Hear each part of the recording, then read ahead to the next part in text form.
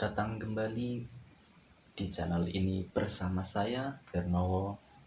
Hari ini kita akan membahas sesuatu yang sangat penting, bahkan mungkin menentukan masa depan keuangan kita semua dalam 5 sampai 10 tahun ke depan.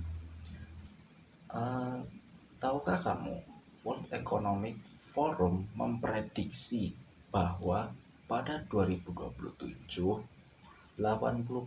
investor retail akan menggunakan AI sebagai sumber saran utama mereka.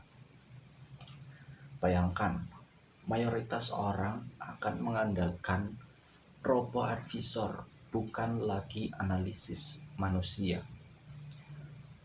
Dan menyebut AI generatif seperti GPT sebagai sumbu perubahan transformatif dalam perbankan. Jadi, apa sebenarnya yang akan terjadi pada industri keuangan? Yuk kita bahas secara lengkap. Yang pertama, teknologi AI yang mengubah industri keuangan. Teknologi AI sedang berkembang sangat cepat, bahkan lebih cepat dari yang dibayangkan banyak orang. Pertama, generatif AI. Ini bukan sekedar AI yang bisa menjawab pertanyaan. Generatif AI bisa menciptakan konten baru hingga teks, gambar, laporan pasar, analisis tren.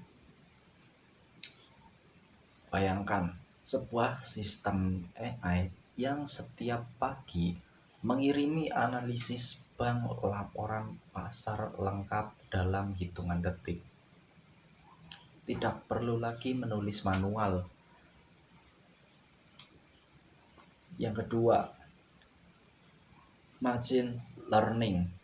Di dunia keuangan, ML digunakan untuk membaca data pasar jumlah masif seperti data historis, pergerakan harga real time, kemudian berita ekonomi, bahkan sentimen media sosial.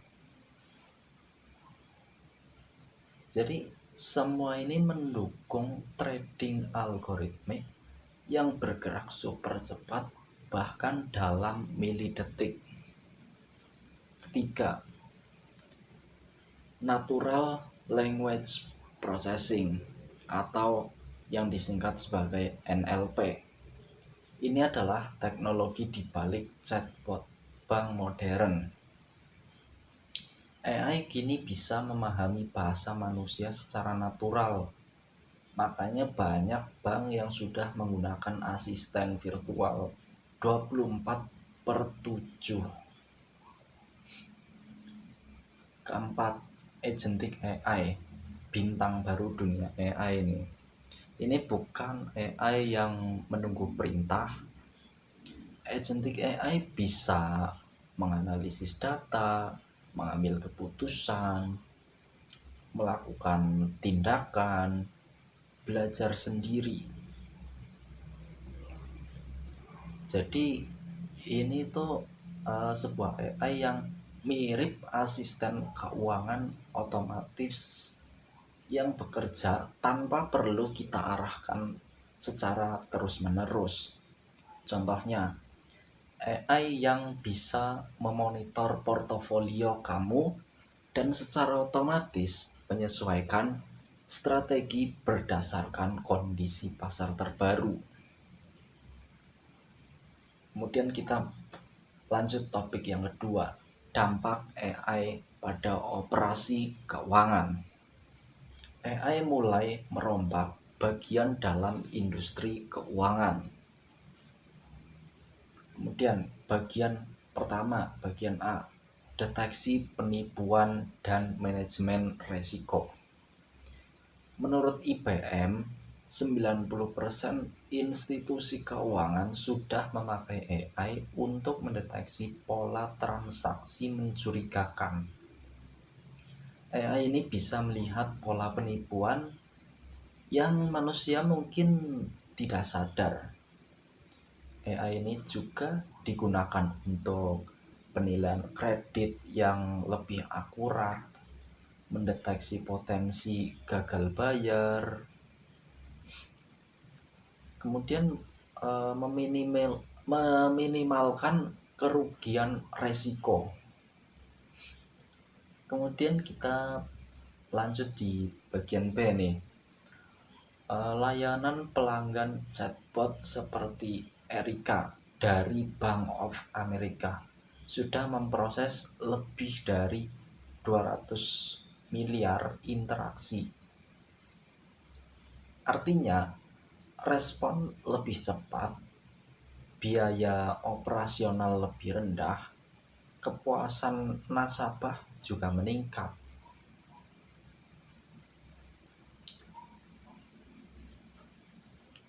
Kemudian bagian ketiga yang C, pengelolaan aset.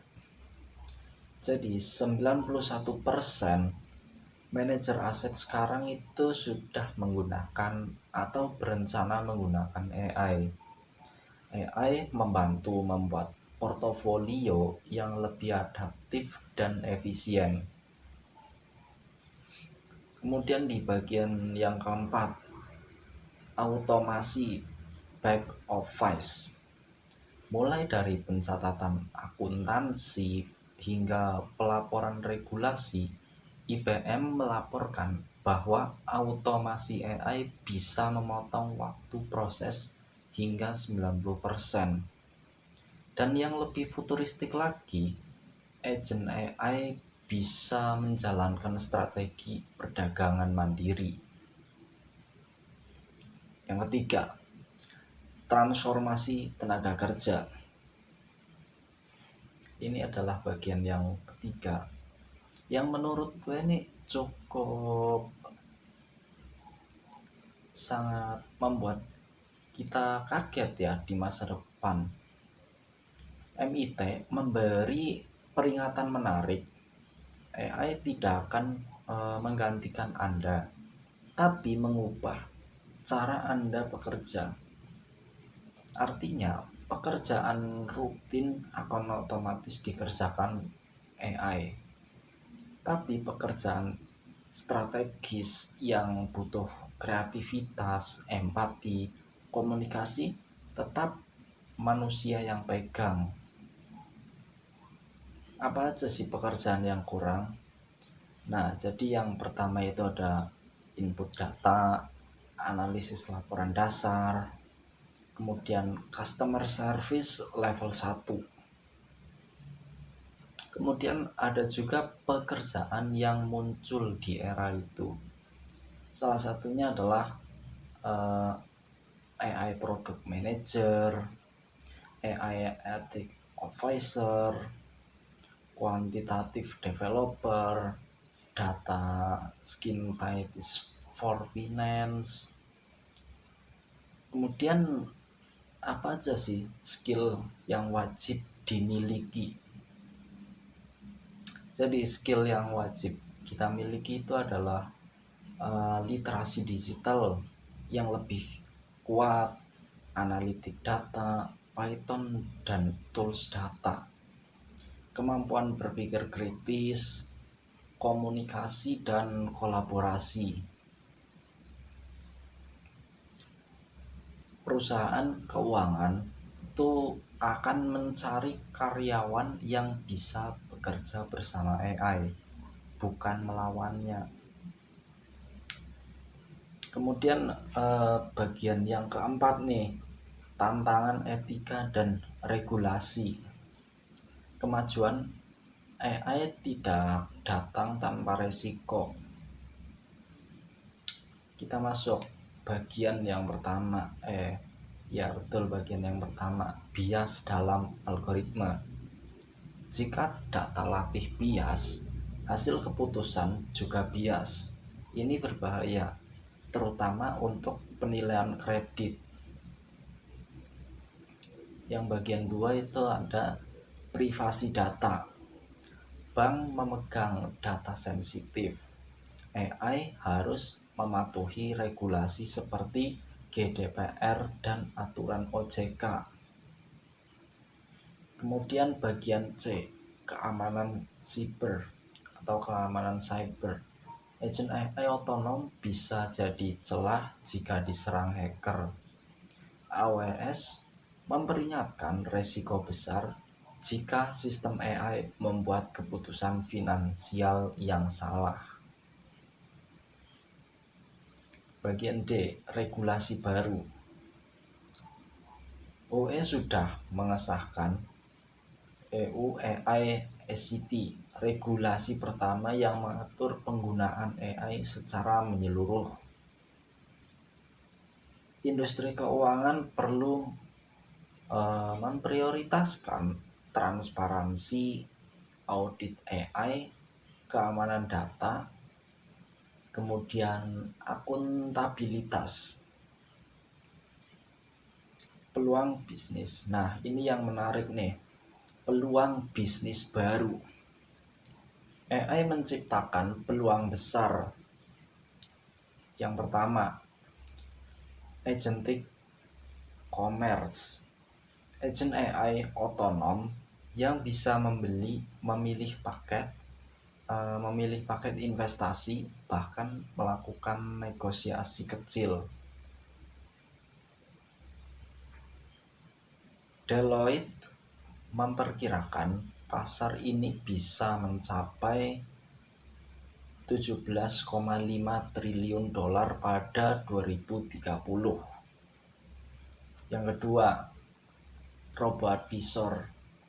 Pada tahun 2027 hingga 2028, 80% investor itu akan mengandalkan peluang emas fintech dan bank digital. Dan yang ketiga, Emblem Finance. Layanan keuangan dalam aplikasi non-keuangan seperti e-commerce atau ride hailing. Wave memperkirakan pasar ini bisa mencapai 7,2 triliun dolar. Yang keempat, ekonomi berbasis data. Semakin banyak data, semakin presisi keputusan finansial. AI akan membantu perusahaan membaca peluang lebih cepat dari kompetitor. Baik, mungkin itu saja yang dapat saya sampaikan dari video pembahasan kali ini.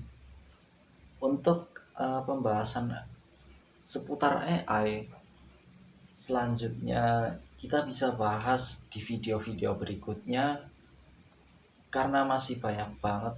AI ini benar-benar luas banget, jadi kita tuh harus benar-benar belajar dan mendalami agar di masa depan nanti kita itu nggak akan kehilangan pekerjaan. Maka dari itu persiapkan diri dari sekarang, pelajari cara menggunakan AI sebaik mungkin agar kita bisa selamat di masa depan dan kita tidak kehilangan pekerjaan kita. Oke, mungkin itu saja yang dapat saya sampaikan ya. See you next video. Wassalamualaikum warahmatullahi wabarakatuh.